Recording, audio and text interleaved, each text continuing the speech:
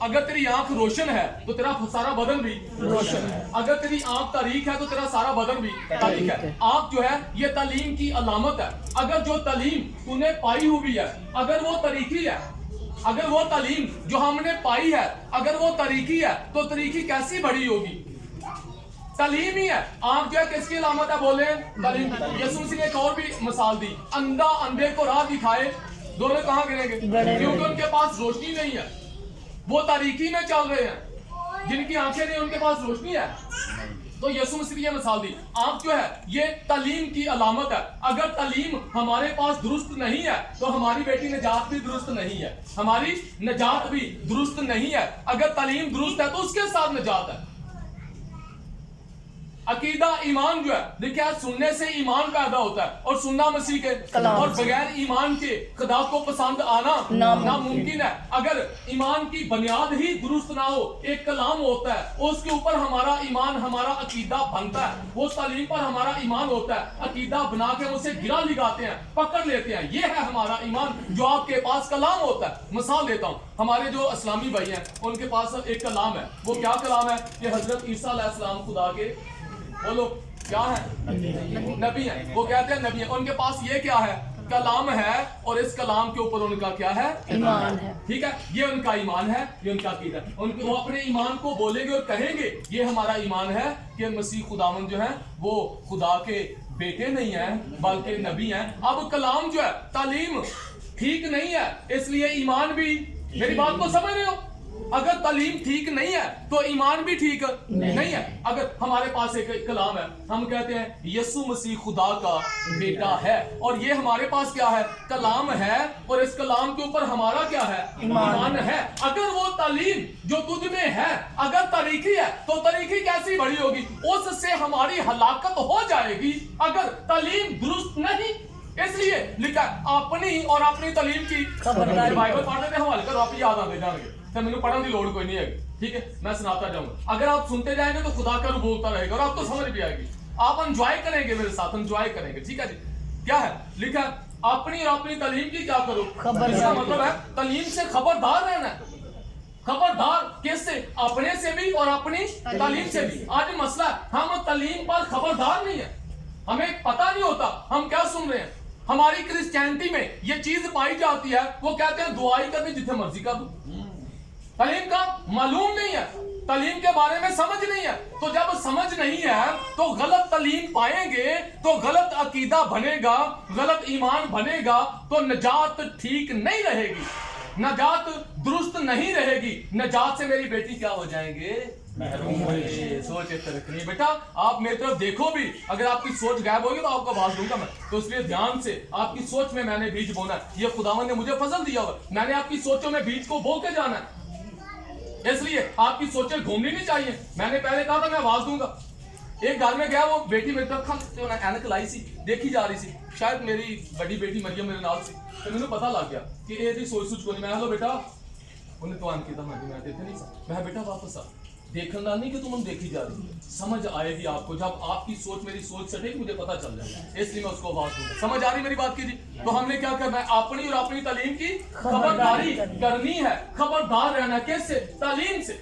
تو آج میں نے عقیدہ بیان کرنا ہے۔ عقیدہ جو ہے ہمارا عقیدہ کیا ہے؟ مسیحی جو دین ہے اس کا عقیدہ کیا ہے، اور اس میں گڑبڑ بھی ہے، تعلیمی مسائل ہیں جس میں گڑبڑ پیدا ہو گیا، اور بہت ساری تعلیمات جو ہیں وہ غلط نکل گئی ہیں۔ یسوع مسیح نے بھی کہا جو باپ اور بیٹے کا، لکھا نا کلام مقدس، جو باپ اور بیٹے کا انکار کرے گا وہ کیا ہے؟ مخالف مسیح ہے۔ اور پھر وہاں پر جب رسول تھے وہاں پر ہی شروع ہو گیا، جو غلط تعلیمات جو ہے وہ شروع ہو گئی، اور کچھ ہے وہ قیامت کو نہیں مانتے ہیں، اور پولس رسول نے اس کے اوپر بہت بحث کیا، غیر زبانوں کے اوپر بحث کی گئی۔ تو آپ کرنتس کا خط پڑھ لیں، اس میں بحث مباحثہ کیا گیا، درست تعلیم کو پیش کیا گیا، اور جو غلط تعلیم پھیل رہی تھی ان کو روکا گیا، کونسلیں جو ہیں وہ مقرر کی گئی تاکہ تعلیم کو روکا جائے۔ آپ اپنی چرچ ہسٹری پڑھ کے دیکھیں تو آپ کو پتا چلے گا کہاں کہاں پر کونسل جو ہے مقرر کی گئی۔ جو عقیدہ میں بیان کرنے لگا ہوں یہ بھی یونان کا شہر ناسیا ہے جس کے اندر یہ کونسل مقرر کی گئی کہ غلط تعلیمات کو روکا جائے۔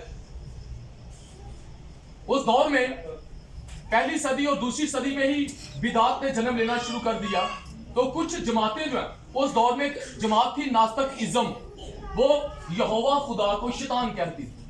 کیا کہتی تھی؟ وہ کہتی تھی یہوہ خدا جو ہے وہ شیطان ہے, اور کہتے ہیں جو اصل خدا ہے وہ الوہیم ہے. یہ ناستک ازم ایک جماعت تھی پہلی اور دوسری صدی میں. میرے استاد محترم بشپ ساموئیل حسن صاحب کہتے ہیں اگر یہ جماعت زور پکڑ جاتی تو کلیسیا کا نام و نشان نہ رہتا. یہ اتنی خطرناک بدعت تھی. اور وہ کہتے تھے جو یہوہ خدا ہے وہ شیطان ہے, اور جو الوہیم خدا ہے وہ اصل خدا ہے. اور وہ کہتے ہیں یہوہ خدا کو خلق کیا گیا, یہ مخلوق ہے. اور کہتے ہیں جو الوہیم خدا ہے اس کی نا علمی میں یہوہ خدا نے دنیا کو بنایا. کہ جو الوہیم خدا ہے اس کو علم ہی نہیں ہوا, اور جو یہوہ خدا اس نے دنیا کو خلق کیا. ٹھیک ہے, یہ ان کی تعلیم تھی. اور ان کے خلاف جو ہے جو بزرگ تھے انہوں نے لکھا, اس جماعت کے خلاف کھڑے ہوئے. آج ہم میں سے کتنے جو ہے وہ تعلیمات کے ساتھ کھڑے ہوتے ہیں, کتنے کہتے ہیں کہ ہم اس تعلیم کے خلاف کھڑے ہوتے ہیں. یہ طریقہ ٹھیک نہیں ہے, یہ تعلیم ٹھیک نہیں ہے تاکہ ایمان نہ بگڑ جائے. یسوع مسیح نے اس کے لیے دعا کی پطرس کے لیے, کہا میں نے تمہارے لیے دعا کیا ہے تاکہ تمہارا ایمان جاتا نہ رہے. کس کے لیے؟ ایمان کی بنیاد کیا ہوتی ہے؟ تعلیم. یسوع مسیح نے کہا جو تعلیم میں نے دی ہے آپ کا ایمان اس سے جاتا نہ رہے. تو ہمارا جو ہم نے جو تعلیم پائی ہے اس پر ہمارا ایمان قائم رہنا ضروری ہے. اگر ایمان قائم نہیں تو لکھا ہے جب یسوع مسیح زمین پر آئے گا تو کیا وہ زمین پر ایمان پائے گا؟ تو کیسا ایمان جو درست ہے, جو ٹھیک ہے. اگر ایمان درست نہیں, میری بہن, اگر ایمان درست نہیں ہے تو نجات نہیں. نجات نہیں ہے. نجات کس سے؟ ایمان سے. میرا راست باز بندہ ایمان سے نہیں کرے. ایمان سے. تو ایمان ہی غلط ہو گیا, ایمان کی بنیاد ہی غلط ہوگی. امانت کیسے کھڑی کرو گے, کیسے قائم رہو گے؟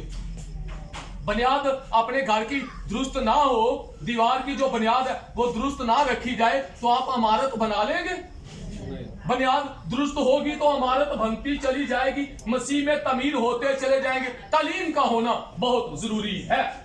ٹھیک ہے جی. تو آج جو عقیدہ ہے یہ ہے اثناسیس کا عقیدہ. یہ رسولی عقیدے کی وضاحت ہے, جاننا ضروری ہے. اور اس عقیدے میں دو وضاحتیں کی گئی ہیں. ایک یس خدا کی الوہیت کی بات ہے, اور ایک جو ہے مسیح کے تجسم کی بات ہے.